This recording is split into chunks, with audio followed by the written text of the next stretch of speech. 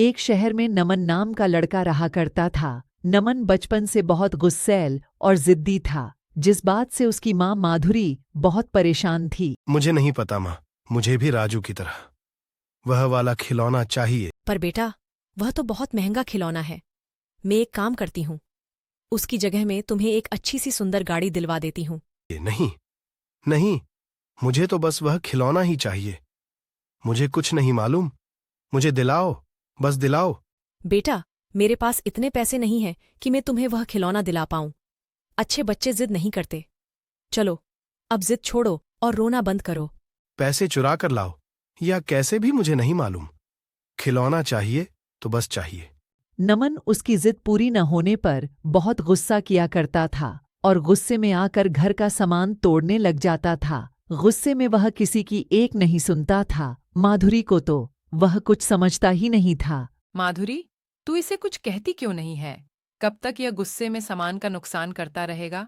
जब तक जिंदा था, तब तक तेरे उस बेवड़े पति ने तुझे कभी चैन से जीने नहीं दिया। वह तो तुझे गरीबी में छोड़ चला गया, और अब यह नमन है जो तुझे संभालने की जगह परेशान करता रहता है। अभी बच्चा है, वह सुषमा बहन बड़ा होगा तो खुद बखुद समझदार हो जाएगा। मेरा बस चलता तो उसकी सारी ख्वाहिशें पूरी कर देती, पर क्या करूं, पैसों ने मजबूर कर दिया। बस तेरी यही तो गलती है। इसकी जिद पूरी मत किया कर, वरना तुझे एक दिन बहुत भारी पड़ेगा।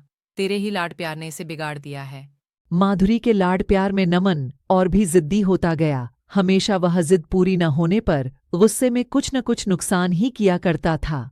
कुछ साल गुजरते हैं। नमन अब बड़ा हो गया है और उसकी बढ़ती उम्र के साथ उसकी जिद और गुस्सा भी बढ़ गया है। माधुरी का जोर तो उस पर बचपन से ही नहीं था और अब तो डोर हाथों से पूरी तरह निकल चुकी है। नमन के मन में जो आता वह वही किया करता था और जिद पूरी न होने पर घर का सामान तोड़ना तो उसकी पुरानी आदत थी ही। नमन के इस तमाशे को देखने पूरा मोहल्ला इकट्ठा हो जाया करता था और जब वह लोग नमन को समझाते थे तो नमन उनसे ही भीड़ जाया करता था, जिस वजह से लोगों ने उसे बोलना ही छोड़ दिया था। क्यों इतना गुस्सा करता है और गुस्से में आकर कितना नुकसान करता है। गुस्सा इंसान का दुश्मन होता है। ऐसा करेगा तो जिंदगी में कभी आगे नहीं बढ़ पाएगा। मुझे फालतू में ज्ञान मत दिया करो माँ। आपसे कितनी बार कहा है, मेरे बीच में मत बोला करो। मुझे जो करना होगा मैं करूंगा। पूरा घर भी तोड़ना पड़े तो मैं तोड़ दूंगा।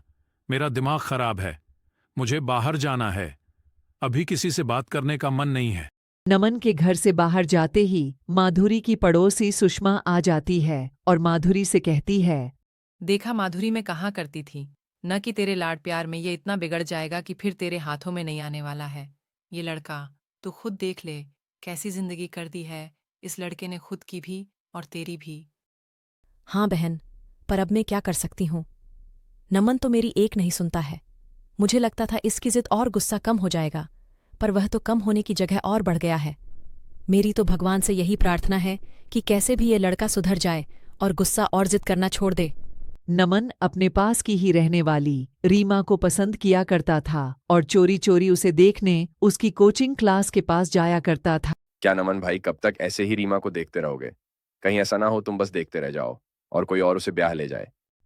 रीमा मेरा प्यार, मेरी जिद है और मैं कैसे भी अपनी जिद पूरी करके रहता हूँ। अभी आज ही उसे जाकर अपनी दिल की बात कहता हूँ। नमन मौका देख रीमा को अपने दिल की बात कह देता है। रीमा, तुम मुझे बहुत अच्छी लगती हो। मैं तुमसे प्यार करता हूँ और शादी करना चाहता हूँ। तुम अपने दिमाग से ये ख्याल निकाल दो, काम धाम तो कुछ करते नहीं और चले शादी ब्याहने। रीमा के बेइज्जत करने पर नमन बहुत गुस्से में आ जाता और गुस्सा करता हुआ अपनी घर की ओर जाने लगता है। तभी उसे रास्ते में चौराहे पर एक मटका रखा हुआ दिखता है। नमन पहले ही गुस्से में था और गुस्से में सामान तोड़ने के लिए उसके हाथ फड़फड़ा ही रहे थे। वह बिना कुछ सोचे समझे न आव देखता है न ताव और उस मटके को तोड़ने लगता है और मटका पूरा चूरा चूरा कर देता है और अपने घर चले जाता है। पर नमन को यह नहीं पता था कि इस मटके में एक भूत कैद था और नमन की इस भूल से उसकी जिंदगी पर क्या असर पड़ने वाला है। नमन उसके घर पहुंच जाता है और अपने कमरे में जाकर बैठ जाता है। तभी उसके सामने एक भूत आ जाता है। भूत को देख नमन बहुत डर जाता है और डरते हुए कहता है, कौन हो तुम? यहाँ क्या करने आए हो? चले जाओ यहाँ। तूने ही तो मुझे आजाद किया है। मैं तो उस मटके में कैद था। बहुत गुस्सा आता है ना तुझे, बहुत मार रहा था ना तू मुझे। रुक, अब तुझे पता चलेगा। मुझे छोड़ दो, तुम चले जाओ, मुझे माफ कर दो। मैं कहीं नहीं जाने वाला, जाएगा तो अब तू मेरे साथ। भूत नमन के अंदर घुस जाता है और नमन के बर्ताव में बदलाव आ जाता है। वह अजीब से चाल चलता हुआ जा रहा होता है। तब माधुरी उसे रोकते हुए कहती है, अरे बेटा, नमन आ गया तू? कुछ खाएगा? बोल तो खाना लगा दूं? माधुरी की बातों को नजरअंदाज करता हुआ नमन अजीब सी चाल चलता चले जा रहा था। नमन को ऐसा चलता देख माधुरी नमन को चिल्लाते हुए कहती है, तुझे आवाज नहीं आ रही? क्या कुछ पूछा है मैंने? और ये कैसे चल रहा है? तू ढंग से चल। माधुरी के ऐसा कहते ही नमन माधुरी के हाथ को जोर से मरोड़ता है और कहता है, बुढ़िया खबरदार, जो तूने मुझसे ऐसे बात की तो 1 मिनट नहीं लगेगा मुझे तुझे सबक सिखाने में। माधुरी हाथ छोड़ने के लिए चिल्लाने लगती है और अपना हाथ बड़ी मुश्किल से नमन से छुटवाती है। मैं आगे से ध्यान रखना बुढ़िया, वरना तेरा तो राम नाम सत्य समझ। ऐसा कहकर नमन चला जाता है और इधर माधुरी को समझ नहीं आता नमन को क्या हो गया है। वह गुस्से में सामान की तोड़ा फोड़ी तो किया करता था, पर कभी नमन ने उसके साथ हाथ पाई नहीं की है। न जाने आज उसे क्या हुआ है। दिन बीतते रहते हैं। नमन सुबह से घर से निकलता है और आधी आधी रातों में भी बाहर घूमता रहता है। नमन ने खाना पीना भी बिल्कुल छोड़ दिया है, जिस कारण उसकी तबीयत बिगड़ने लगती है। नमन, तुझे खाने पीने और घर की सुध ही नहीं रही है। तुझे चल क्या रहा है तेरे दिमाग में? इतना भी आगे मत जा बेटा कि तू लौट कर वापस आ ही ना आ पाए। नमन माधुरी को धक्का देते हुए कहता है, दूर हट मुझसे, तेरा बेटा अब वापस कभी लौट कर नहीं आने वाला है। मुझे लात मारी थी ना, भुगतना तो पड़ेगा, मरना होगा तेरे बेटे को। इसकी जान तो अब गई। ये कैसी बहकी बहकी बातें कर रहा है? बेटा, तेरी हालत तो देख, क्या हाल बना लिया है तूने अपने शरीर का। बस कुछ ही दिन की बात है, फिर मैं इसकी आत्मा अपने साथ ले जाऊंगा। फिर यह जिस्म मेरे किसी काम का नहीं रहेगा, और अगर तूने मेरे काम में टांग अड़ाई तो इससे पहले मैं तेरी जान ले लूंगा।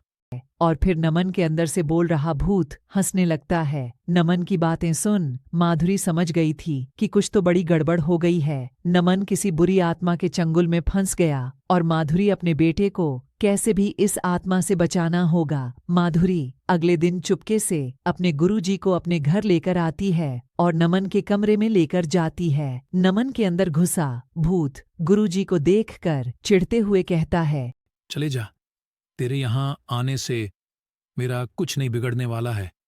कुछ नहीं कर सकता तू मेरा। मुझे पता है तू इतनी आसानी से नहीं मानने वाला है।